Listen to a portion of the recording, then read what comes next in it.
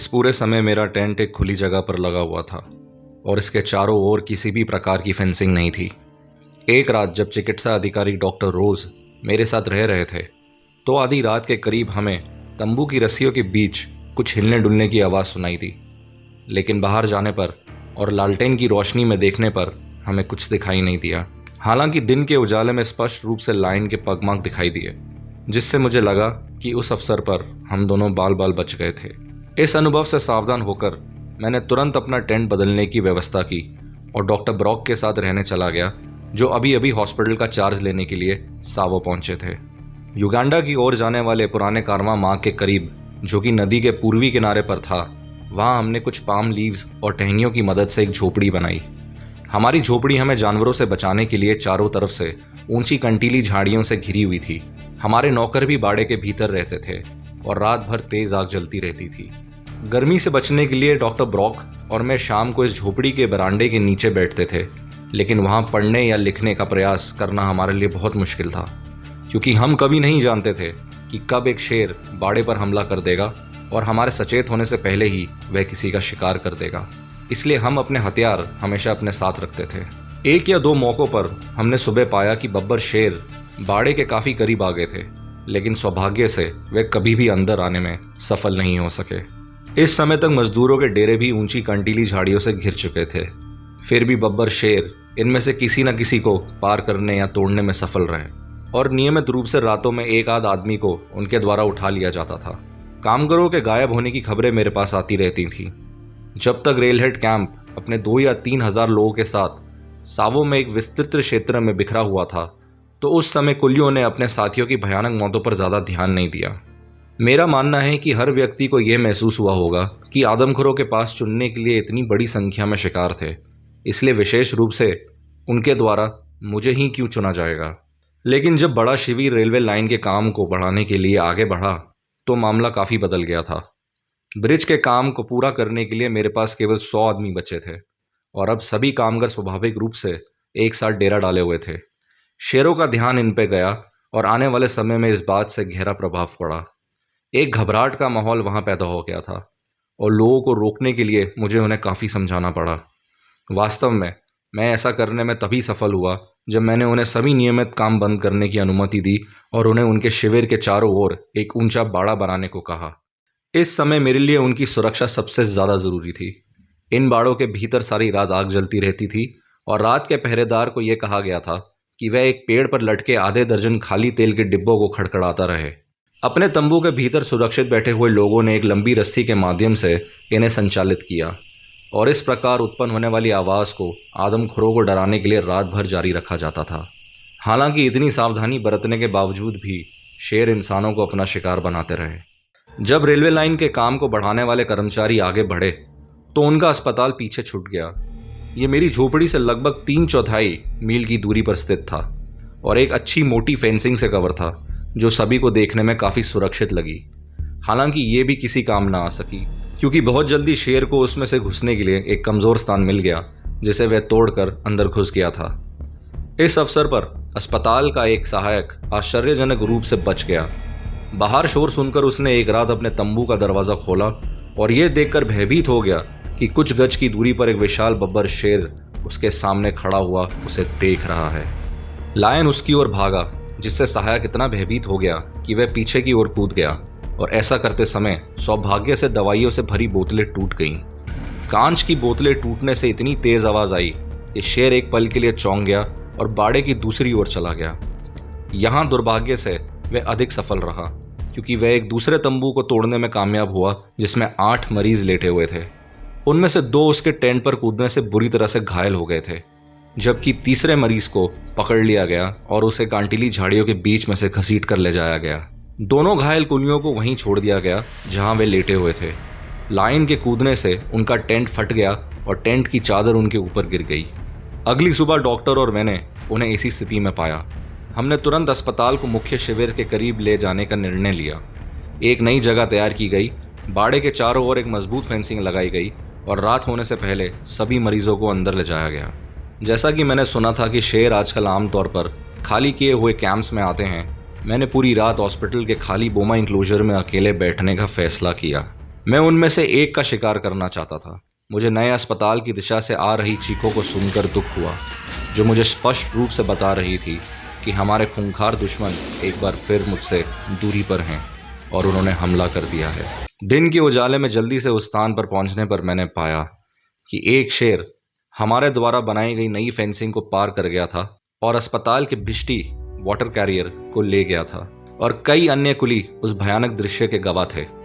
ऐसा प्रतीत होता है कि बिष्टी फर्श पर लेटा हुआ था, उसका सिर तंबू के सेंटर में था और उसके पैर टेंट के कोने को छू रहे थे।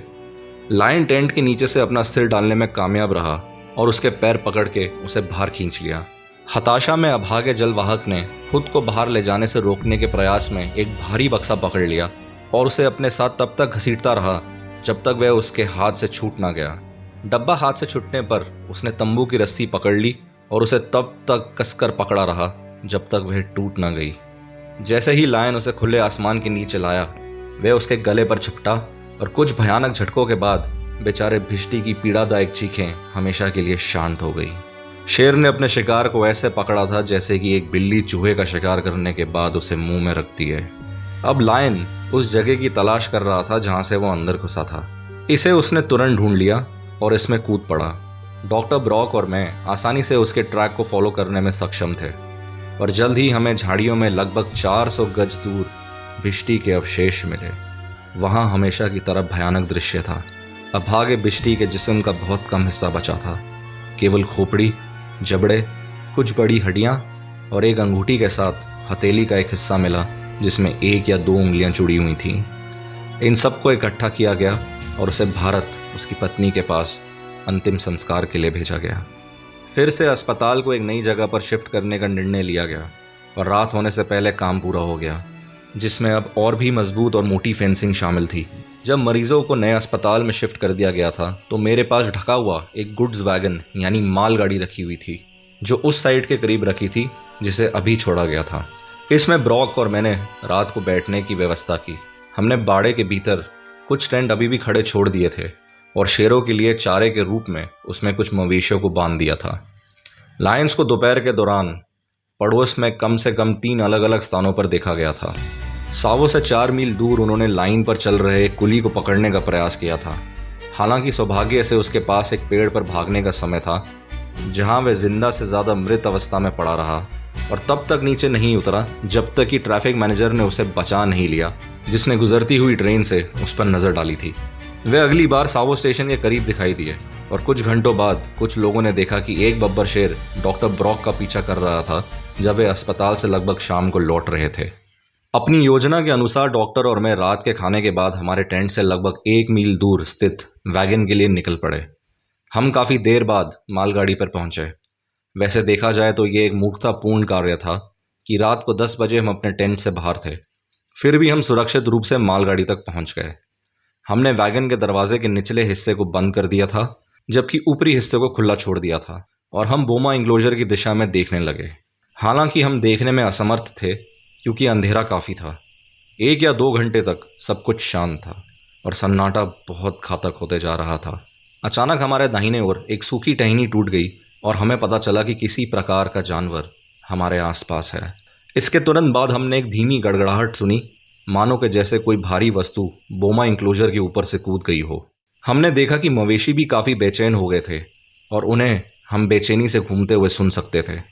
एकदम से फिर सन्नाटा छा गया। इस समय मैंने ब्रॉक को प्रस्ताव दिया कि मुझे वैगन से बाहर निकलना चाहिए और ज़मीन पर लेट जाना चाहिए, क्योंकि अगर शेर अपने शिकार के साथ हमारी दिशा में आता है तो मैं उस स्थिति में उसे वहाँ से बेहतर देख पाऊँगा और निशाना लगा सकूँगा। हालांकि ब्रॉक ने मुझे वहीं रहने के लिए मना लिया जहाँ मैं था, और कुछ सेकंड बाद मुझे खुशी हुई कि मैंने उसकी सलाह मान ली, क्योंकि उसी समय आदमखोरों में से एक चुपचाप हमारा पीछा कर रहा था और वो उतनी ही दूरी पर था जहाँ से वो हमारे ऊपर आराम से छलांग मार सकता था।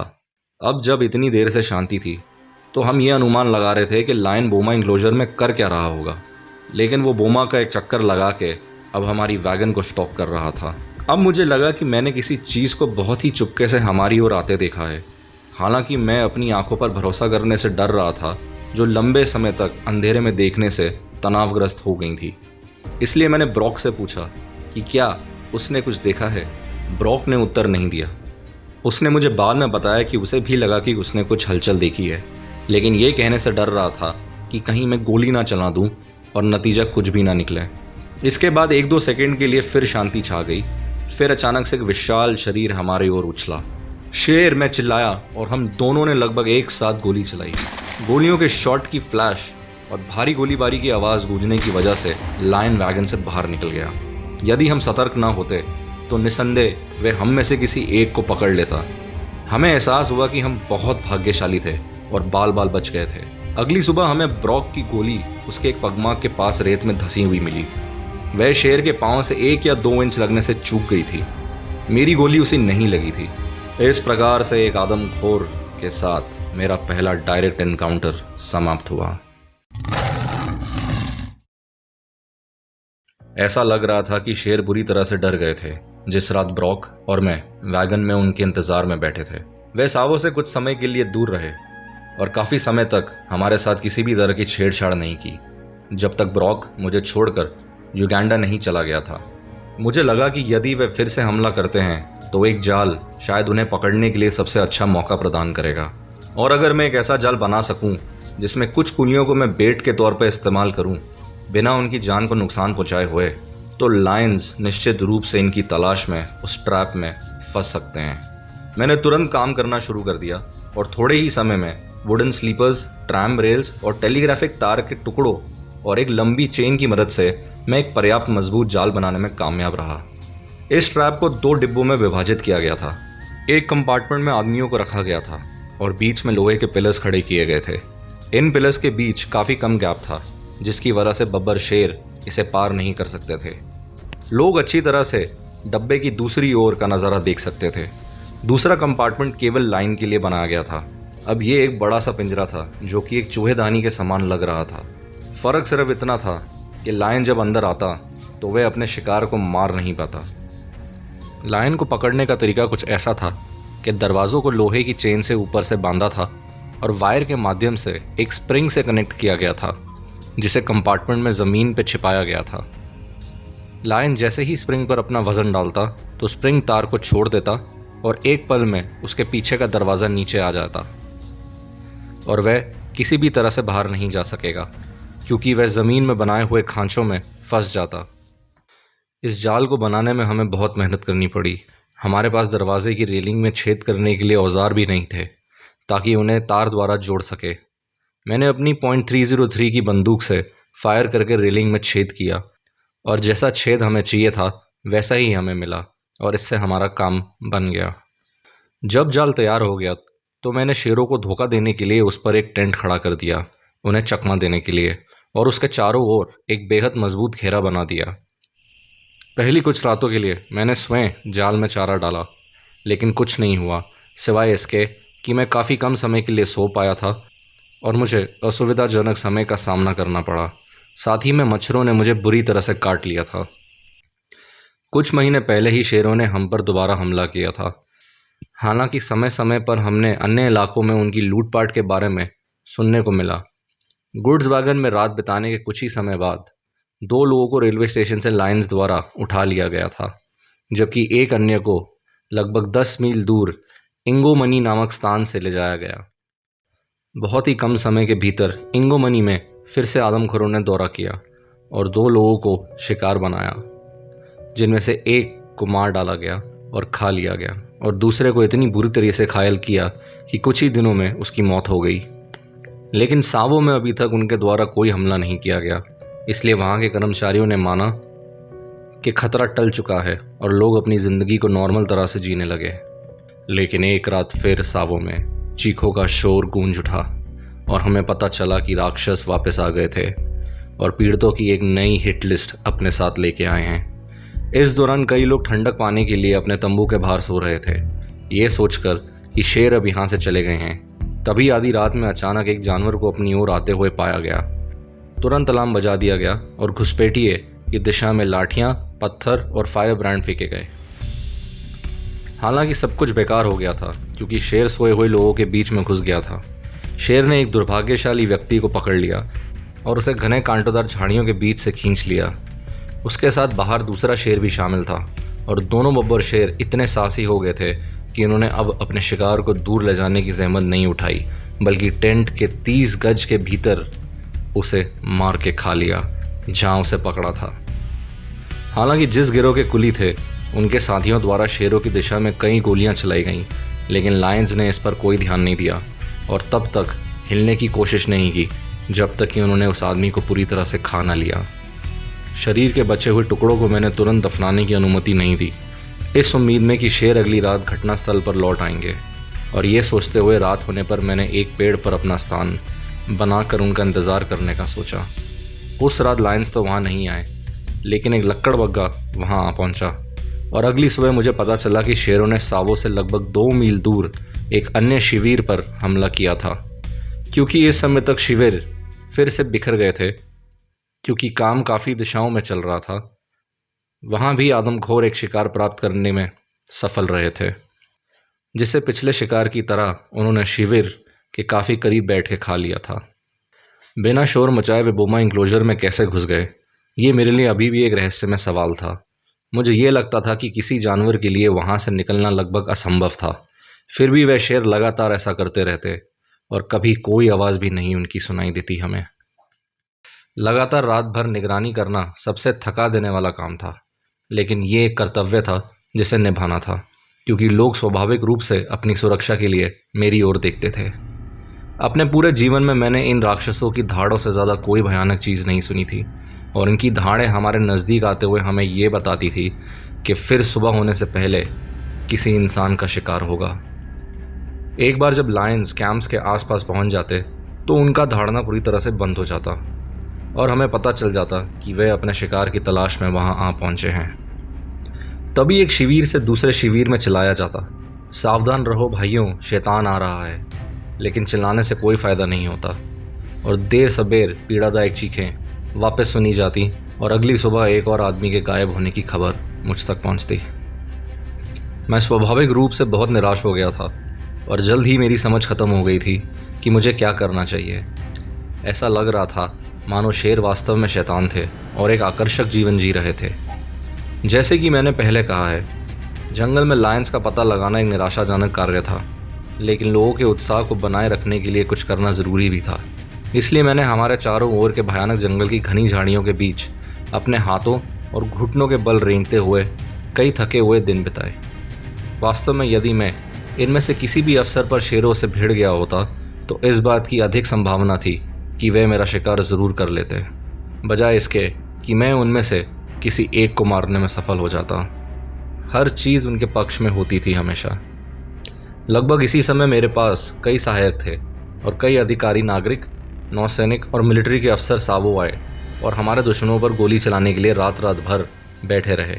हालांकि हम सभी को सफलता की कमी का सामना करना पड़ा और शेर हमेशा शिकार प्राप्त करने में सफल होने के साथ साथ दर्शकों से बचने में भी सक्षम रहते थे। मुझे एक रात बहुत अच्छे से याद है जब बब्बर शेरों ने रेलवे स्टेशन से एक आदमी को पकड़ लिया था और उसे खाने के लिए मेरे शिविर के करीब ले आए थे। मैं स्पष्ट रूप से उन्हें हड्डियां चटकाते हुए सुन सकता था और उनकी भयानक गड़गड़ाहट की आवाज़ कई दिनों तक मेरे कानों में गूंजती रही। इतना असहाय महसूस करना एक भयानक बात थी। बाहर जाने का प्रयास करना बेकार था, क्योंकि निश्चित रूप से वो आदमी मर चुका था और इसके अलावा इतना गहरा अंधेरा था कि कुछ भी देखना असंभव हो गया था। मेरे टेंट के पास एक छोटे से बाड़े में रहने वाले लगभग आधा दर्जन कामगार अपने भोजन के समय शेरों की दहाड़ों को सुनकर इतने भयभीत हो गए कि उन्होंने चिल्लाकर मुझसे विनती की कि मैं उन्हें मेरे बोमा के अंदर आने की अनुमति दे दूं। मैंने उसी समय उन्हें अंदर आने की अनुमति दे दी, लेकिन इसके तुरंत बाद मुझे याद आया कि उनके शिविर में एक आदमी बीमार पड़ा था और पूछताछ करने पर मुझे पता चला कि उन्होंने उसे अकेला छोड़ दिया था। मैं उसे अपने बोमा तक लाने के लिए कुछ लोगों को अपने साथ ले गया, लेकिन उसके तंबू में प्रवेश करने पर मैंने लालटेन की रोशनी में देखा कि वह बेचारा सुरक्षा की आवश्यकता से परे था। अपने साथियों द्वारा छोड़े जाने के सदमे से उसकी मृत्यु हो गई थी। इस समय से मामला धीरे धीरे बद से बदतर होता गया। अब तक आदमखोरों में से केवल एक ने ही हमला किया था और भोजन की तलाश की थी, जबकि दूसरा बाहर झाड़ी में इंतज़ार कर रहा था। लेकिन अब उन्होंने अपनी रणनीति बदलनी शुरू कर दी और एक साथ बोमा इंक्लोजर में प्रवेश करना शुरू किया। और दोनों अपने अपने शिकार पकड़ने लगे। नवंबर के अंतिम सप्ताह के दौरान 2 स्वाहिली कुलियों की हत्या कर दी गई। एक को तुरंत उठा लिया गया और खा लिया गया। दूसरे को बहुत देर तक दर्द में चिल्लाते हुए सुना गया, और जब उसके भयभीत साथियों ने उसकी सहायता के लिए जाने के लिए पर्याप्त साहस जुटाया तो उन्होंने उसे बोमा की झाड़ियों में फंसा हुआ पाया, जिसके माध्यम से एक बार के लिए शेर असमर्थ हो गया था। अगली सुबह जब मैंने उसे देखा तो वह अभी भी जीवित था, लेकिन इतनी बुरी तरीके से कुचला हुआ था कि अस्पताल ले जाने से पहले ही उसकी मृत्यु हो गई। इसके कुछ ही दिनों के भीतर दोनों आदमखोरों ने सबसे बड़े शिविर पर सबसे खतरनाक हमला किया, जो कि सावो स्टेशन से कुछ ही दूर पर इंस्पेक्टर की लोहे की झोपड़ी के करीब स्थित था। रात के अंधेरे में अचानक 2 आदमखोर डरे हुए मजदूरों के बीच में घुस गए, और यहाँ तक कि मेरे बोमा से कुछ दूरी पर मैंने कुलियों की घबराई हुई चीख को स्पष्ट रूप से सुना। वह उसे ले गए चिल्लाने लगे, क्योंकि जानवरों ने अपने दुर्भाग्यपूर्ण शिकार को उठा लिया और शिविर के पास ही अपनी भयानक दावत शुरू कर दी। इंस्पेक्टर डालगेन्स ने जिस दिशा में शेरों की आवाज़ सुनी उस दिशा में 50 से अधिक गोलियां चलाई, लेकिन वह भयभीत नहीं हुए और शांति से वहीं पड़े रहे जब तक कि उनका भोजन समाप्त नहीं हो गया। सुबह घटनास्थल का निरीक्षण करने के बाद हम तुरंत उन जानवरों का पीछा करने के लिए निकल पड़े। डालगेन्स को विश्वास था कि उन्होंने उनमें से एक को घायल कर दिया है, क्योंकि रेत पर एक टूटे हुए अंग के निशान पाए गए थे। सावधानी से पीछा करने के बाद हमने अचानक खुद को शेरों के आसपास पाया और लायंस की गुर्राने की दहाड़ों से हमारा स्वागत किया गया। सावधानी से आगे बढ़ते हुए और झाड़ियों को एक तरफ ढकेलते हुए हमने अंधेरे में कुछ देखा जिसे हमने पहले शेर का बच्चा समझा था। हालांकि करीब से निरीक्षण करने पर पता चला कि ये दुर्भाग्यपूर्ण कुल्ली के अवशेष थे जिसे आदमखोरों ने स्पष्ट रूप से हमारे लिए छोड़ दिए थे। पैर, एक हाथ और आधा शरीर खा लिया गया था, और ये दूसरे हाथ की उंगलियां थीं जो रेत के साथ चल रही थीं, जो निशान छोड़े गए थे, जिन्हें हमने एक घायल शेर के निशान के रूप में लिया था। इस समय तक जानवर घने जंगल में बहुत दूर तक चले गए थे, जहां उनका पीछा करना असंभव था। इसलिए हमने कुली के अवशेषों को दफना दिया और एक बार फिर निराश होकर वापस लौट आए।